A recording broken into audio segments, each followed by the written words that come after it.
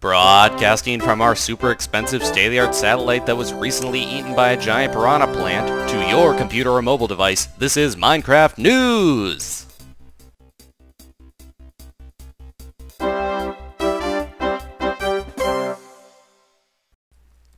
Hello and welcome to Minecraft News. I'm Adam, aka Swingbird, and I'm filling in tonight for Huggabug Doug.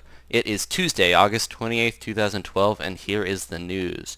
Now first off, we've got some news on super flat worlds. Dinnerbone has added the ability to customize what type of material you want your world to generate in, as well as how many layers and the height of those layers to make custom super flat worlds, which should be pretty interesting, but he's still working on it. Now, Dinnerbone has also reverted mob grinder yield back to the experience that it once gave before. Now, he was originally nerfing this, if you watched my last snapshot video, to make it so that people wouldn't exclusively use mob grinders to get experience, but he has since reverted that because he's going to work on how experience works in general. But we have a lot of new ways to get experience, like mining and stuff, so he's trying to encourage people to go elsewhere than just sitting at a mob grinder.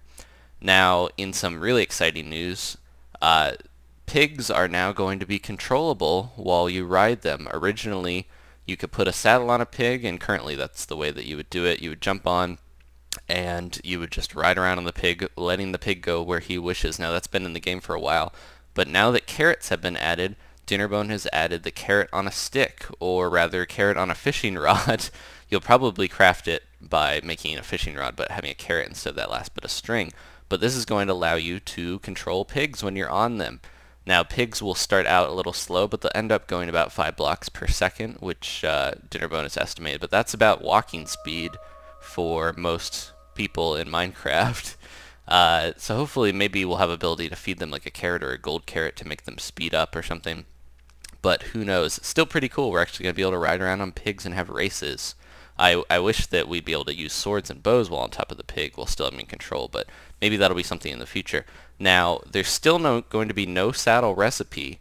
Dinnerbone likes the idea of finding the saddles in the dungeons as rare loot, and they're actually not all that rare. If you've found dungeons before, they seem to pop up pretty commonly.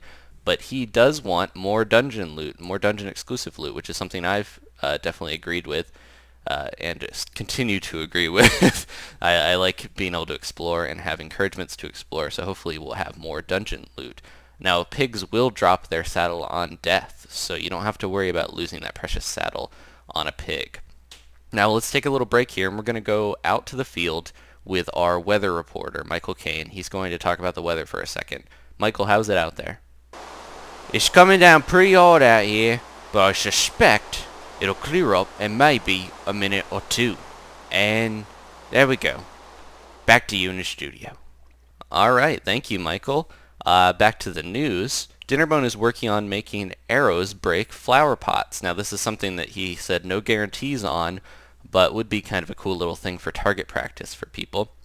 Now, here is something that Jeb has been talking about, adding more decorative blocks.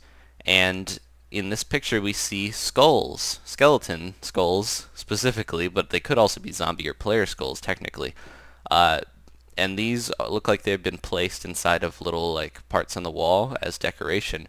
Now, they may drop from, mobs, but we're also wondering whether other mobs will drop their heads too, if these are just exclusively from skeletons, or what more we'll get, because he did say more decoration blocks, plural. So who knows, the trophy idea that I had with mounting items on the item frame to make it look like a trophy above your fireplace, maybe we don't need to do that because we'll have these mob heads in the game. So pretty cool stuff. Now, Jeb has been working on making reasons for people to amass a lot of loot. Like a lot of people, after playing for the game for a while, they will have a ton of loot. But Jeb has been working on the beacon block because that was originally one of the things that would use a lot of loot to be able to use properly with all the benefits. So hopefully we'll get more reasons to keep playing, gathering stuff. Jeb also said in some big news here that there's not going to be a snapshot this week because of PAX, but they are aiming for a Halloween release possibly for 1.4. So we've got about 2 months here left, which is probably a lot of new features in the meantime, which is going to be awesome.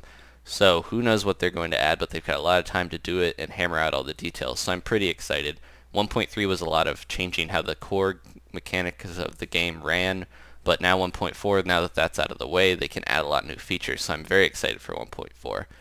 Anyways, thank you guys for joining us here at Minecraft News. We will be back again for more news as soon as it develops. So thanks for watching. Click the like button if you don't mind, if you found some of this news informative and helpful, and I will see you next time. Goodbye.